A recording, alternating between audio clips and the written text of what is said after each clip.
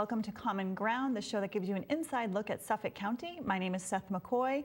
Just as a reminder, I will be filling in for Sheriff Tompkins for the next couple of months while he is campaigning. Of course, we want to give candidates an equal opportunity, and since the sheriff is a candidate for office this year, that is why I will be sitting in the seat for, like I said, the next couple of months. Joining me tonight, we have an exciting show. Angus Jennings, who is a candidate for Lieutenant Governor from the United Independent Party, is joining me here for this first segment. And then in our second segment, we will have Morris from the Revere Veterans and Community Show. So joining me now, Angus Jennings, welcome to the show. Happy to be here, thank you very much. So as I mentioned in the intro, you're from the United Independent Party. Some people may be wondering, I've never heard of that, what is that? So can you quickly outline for me and for our viewers what the United Independent Party is? Sure. The United Independent Party is a newly created party that was established early last year by Evan Falchuk, who is running for governor. I'm running as Evan's running mate for lieutenant governor. The United Independent Party is intended as a platform for smart, independent people to get involved with our political system, to run for office who might not otherwise find a path in through the two-party system. It's based on the values that everybody is equal, everybody's civil rights need to be protected, and the government has a responsibility to spend our money wisely. And we feel that that combination, while it doesn't sound radical, is not represented by either of the major parties today. So it's almost like a combination of the Democratic and Republican parties from what I'm hearing, and you can correct me if I'm wrong, but it does sound that, you know, you're more moderate on social issues and maybe a little more conservative on fiscal issues. Would that be an accurate assessment? That's right. We describe ourselves as pragmatically progressive. Neither Evan nor I, nor those who are involved with the effort are what I would characterize as ideological. We're very problem-solving. We're very much about consensus building, process, getting people involved with the process. And we feel that the political system today, which you see certainly on the national level, is a lot of wanting to put people into one box or another. Right. But there are so many complex issues, and certainly neither Evan nor I, and I think many voters feel that they fit neatly into one or the other box. So this is an alternate. Are you finding that a lot when you're out there campaigning, that there are voters out there that are responding very well to your message? Yes. In fact, it's people may wonder why not simply run as an independent? Why create a new party? Because it's quite a bit more work to do that. Right. And the reason is we feel that's what's needed, because this has to be about more than one candidate or one set of candidates running for the corner office. We feel that we really need smart, brave reform of our politics, economy, and government. And part of what concerns us is the fact that so many of the legislative races across the Commonwealth are run uncontested each year. And we feel that we really don't feel we have a functioning two-party system. And we feel that there's got to be a way for smart, independent people to get involved, really put some issues on the table that haven't been dealt with in a fundamental way. And we think that that can really have an effect of allowing some things to move forward that really haven't. Right. So how did you get involved with Evan, who is running, as you mentioned, for governor? Are you old friends? How did you basically become his running mate? Sure. So I met Evan early last year, and it was very interesting. We were both at a very critical or very significant time in each of our own lives. He was just establishing the United Independent Party, and I was just starting my own practice as a consultant in city and regional planning and zoning. And so we were both kind of embarking on these major new enterprises. I met Evan through a friend in common, a woman named Rachel Goldsmith, who lives in Jamaica Plains, very good friend of Evan, good friend of mine. She said, "You two have to meet. You guys will hit it off." We met, we spoke for a couple of hours, had an instant rapport. And he approached me. We had been in touch over ever since, but it was really not until earlier this year that he asked me to join the ticket. And fundamentally, he feels, and we agree, that cost of living is really the issue. There are a lot of issues that voters will decide in November, but cost of living is something that virtually everybody living in the Commonwealth understands that that's a real concern. It's a constraint on the economy, and it's something that affects people's lives every day. the core drivers of cost of living have been healthcare costs and housing costs. Evan is a recognized expert in healthcare. I've spent my career working in housing, and we felt that offering the voters real pragmatic solutions on each of those core issues would be a very powerful combination. Did you ever think you were going to run for office? It's funny, I've always been interested in public policy, and I'm something of a public policy wonk. I really like getting into the details, but I've also spent a lot of my time in front of city councils and town meetings and public meetings. I spent most of my career in that forum, and I really enjoy working with the public. I really enjoy being the point of contact. I had thought about electoral politics 15 years ago, and frankly, I'm one of, I think, many people who I spent some time around the party structure, and I said, you know, in order to become the presumptive candidate within one of the parties, you really have to spend a lot of time over the course of a decade or more kind of elbowing your way around other people. I said, you know, I'm going to put my time into working in local government, working as a consultant to cities and towns, and 15 years ago, I said, that's, pardon me, that's not a route that's probably going to be realistic. And I thought I would end up being perhaps a policy advisor to a governor, to a Senate committee, something like that. Since college, people have been asking me, when are you going to run for office? There have been people who have said that. But really, I didn't find a path in. When Evan approached me, it was obviously a big decision. Took my wife and I some time to think it through, but it really felt like a great fit because I believe in what he had already done and what we're trying to do with the creation of a new party. So now thinking about running and actually running are two completely different things. When you're thinking about it, you might be thinking how great it will be to travel around the Commonwealth, talk to different voters, get your message out there, hear from people as to what is important to them. But now that you're actually in practice going out there and doing it, and of course it's the beginning of summer, so this will all be heating up as we lead into September and November. How is it different for you? Is there a moment where you're sitting back and saying, what have I gotten myself into? I would say no. I would say I've really enjoyed it, and it's only been it's about 2 months ago today that it was formally declared. Obviously, we're working together sometime before that, and it's been terrific. I've always been on the front lines of government, primarily local government. So I've been the guy at the desk when people come into town hall or city hall, and really the first point of contact, and really a problem solver. And I think that approach to issues is something that's certainly very important in politics. It is very different to be a candidate than to be a municipal staff member or a consultant, where the primary difference being when you are working for a board, the board sets policy. It's your job to enact policy. And certainly you're there as a technical advisor to help inform their decisions. But as a candidate, and certainly if elected, you're more in a decision-making role. With that said, as you know, the way government works, we don't have kings and queens. We have a democratic process. We have a process whereby, if not consensus, at least overwhelming agreement is needed to get things done.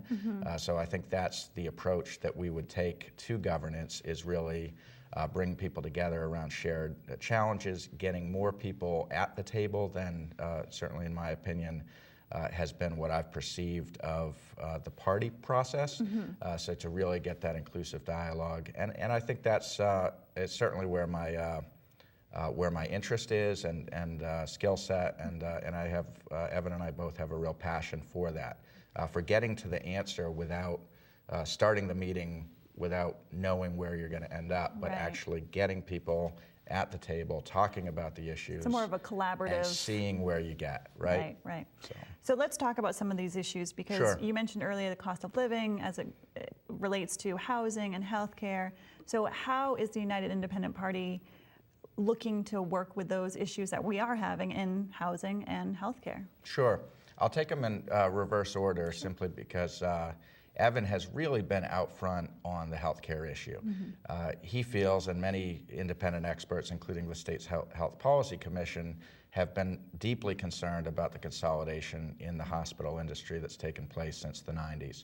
And what we're seeing is now approximately 72% of the hospitals in the state are part of these healthcare systems and no longer standalone hospitals. And this has grown even more so recently with Partners' acquisition of South Shore Hospital, with more acquisitions on the way. And really what's happened when you look at how pricing is set between hospitals and insurance, that market dominance really does give somewhat unfettered ability of the hospitals to see these double-digit increases in copays and deductibles that everybody is aware of. Right. So we feel that that's a really core underlying issue, yet it's been virtually absent from the debate within the party structure.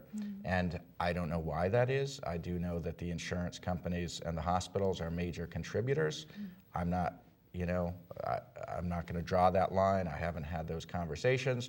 All I know is we do not have kind of moneyed interests that are kind of influencing our statements, our positions of policy. Right. And I feel that the issue of mergers and consolidations is fundamental and one that we're not only willing to talk about, but we feel it needs to be talked about. And it's something that the state, through its antitrust authority, has an obligation to the people to take seriously. We also may want to talk about more preventative medicine as opposed to just curing, diseases. You can cure them before prevent them from happening. That's for sure. Part of what Evan's talked about for quite a while is something that's called an all-payer system.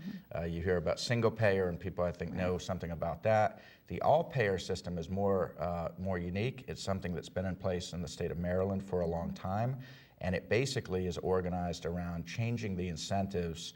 So rather than a fee-for-service type model, which is what we see today, which can create some misaligned incentives, the all-payer system, without going into too much detail because it is somewhat complex, basically has the effect of creating a profit motive for hospitals to keep the population base that they serve healthy. Right. Yeah, and I mean, it seems like common sense, but in this day and age, I don't think that that's actually ruling the way we're going with healthcare. But anyway, that's my own personal opinion. So let's talk about the housing aspects. Fundamentally, housing is a supply and demand issue. The housing market, just like any other market, when supply is inadequate, price goes up. We've all seen that. We've been seeing that for a long time. And I'll say efforts have been made by the last couple of administrations. It's no secret that housing production has not kept pace with demand. That's been particularly acute in a lot of areas, including here in Boston. We should say affordable housing has not kept pace because certainly there has been luxury housing built, which some of them are, especially here in Boston, are vacant and have been for years. So that's really the difference here. That's right. And on the housing policy generally, back up until the Reagan administration, there was actually a lot of federal money going into housing. That is no longer. So now, basically, the affordable housing that's created tends to happen in one of two ways. Either there's public subsidy from the state level, and in some cases, local communities will contribute to that. But more often there's what they call an internal subsidy, where you have a certain percentage of units affordable, a certain percentage of units market rate, with really the market rate units cross-subsidizing. But the reality is that the government has left this as a problem for the market to solve. The market hasn't been able to solve it in large part, because of very restrictive zoning in a lot of the outlying areas that simply doesn't allow either the amount or the type of housing that is so desperately needed, both by young families, young professionals, older people on the aging baby boomers who may not want the single-family house, and certainly those with lower incomes have been really underserved by the housing market. Absolutely. Let's talk about another tough issue, and that would be casinos. Of course, we're still in the middle of whether or not casinos are going to be housed here, there, wherever. What is the position of you and Evan in terms of the casinos? Sure. So the position we have is that the legislation was enacted through the legislative process. The law was put into place. A number of entities, both public and private, meaning potential casino developers, but also a lot of cities and towns, have taken action based on that legislation that was put into place. So we feel to repeal the law at this point would not only be highly disruptive to a lot of private and public interests that have made decisions on the basis of that legislation, but it would also really replicate the pattern we're seeing in Washington of enacting a law and then spending the next several years relitigating the law. Should we have done it? Should we not? So we feel whether people are personally in favor of casinos or not, the law was written in a way where each community gets to make that decision for themselves. And in places like Springfield and in Revere and in Everett and in Plainville, to a significant degree, there are communities that are putting significant effort into making those deals happen. So our position is that the ballot question is not a productive use of government time. With that said, if it gets on the ballot through a lawful process, there it is, and that's and then it's up to the voters to decide. Yeah, because certainly you do have residents in different parts of the state, especially in the Suffolk County area, that are concerned about a casino coming into their neighborhoods and how that will impact them, their values of their home, addiction issues, whether it be the gambling or drugs. So it is definitely an issue that people are focusing on. That's for sure. Absolutely. Another issue that people are focusing on, of course, is medical marijuana, which same thing with the casinos. People are saying, wait, maybe we put this out too fast and, you know, we're giving licenses, but then we have to take them back. It's sort of been like a jumbled process, if you will. So any thoughts on how the state went about putting in medical marijuana? And some people, myself included, think that it's a good thing. There are certainly people who need medical marijuana because they have chronic pain. So I will just be on record as saying that it's something that I support. So I would be very interested in hearing how you and Evan feel about the medical marijuana. Sure. So I'm actually going to start by taking it a step further and talk about decriminalization of marijuana, because our feeling is that and I think it's hard to disagree with this. You look at the polling, you look at what's happened with some of the statewide votes, and we feel it's not if, but when decriminalization happens. And that's to say nothing about what we as individuals think about that, but we just feel that is the direction that the Commonwealth is going.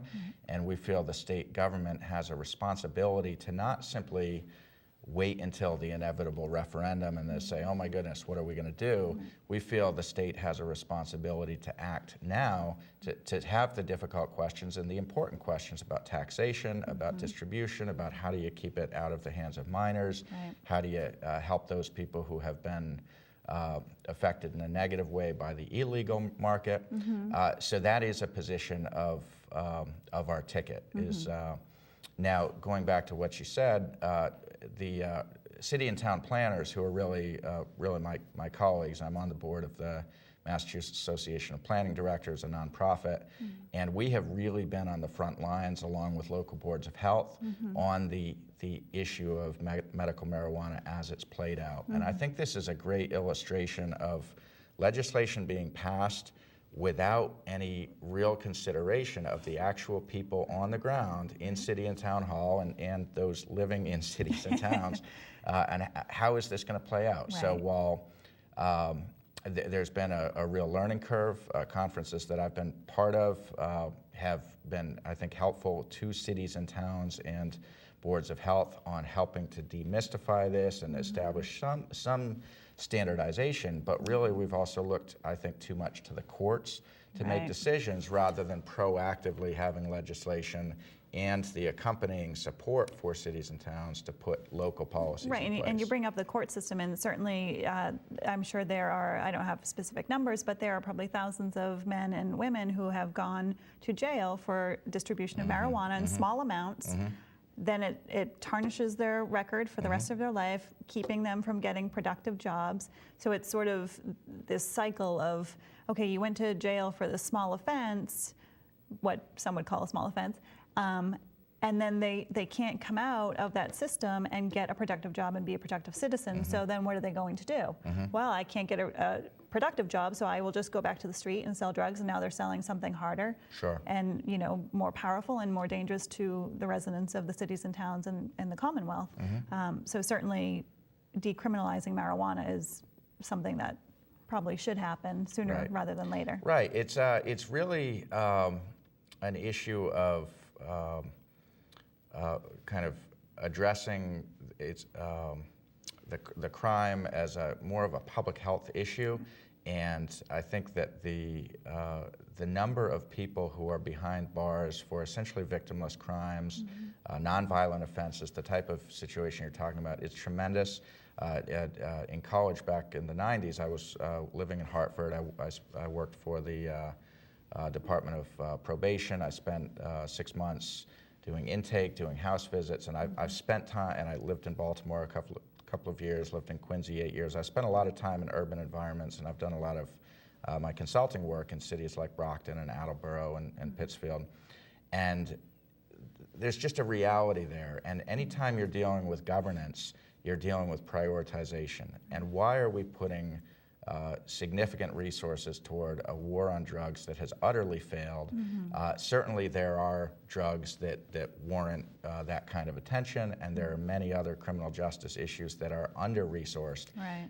And we really feel it's a resource allocation issue. So I think we certainly feel far too many people are incarcerated for minor issues, and it certainly, as you said, has a long-term cost both to them as individuals, to their families, to their communities, and ultimately to the Commonwealth and its economy. Absolutely. Because you've really undercut the ability of these individuals to become productive. Right. And really, I think it's tragic. Absolutely.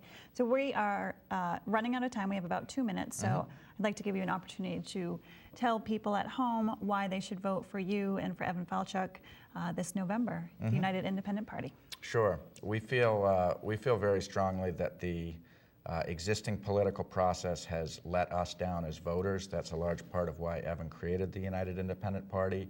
Our vision is both to carry the election in November, and I can just promise voters that they would see a change, not just in the outcomes of state government, but in how the process goes forward. And it's not just an issue of the administration, it's within Beacon Hill.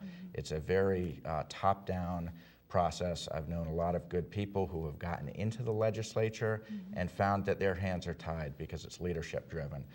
So I think it would be much more inclusive. Issues would be on the table in an honest way.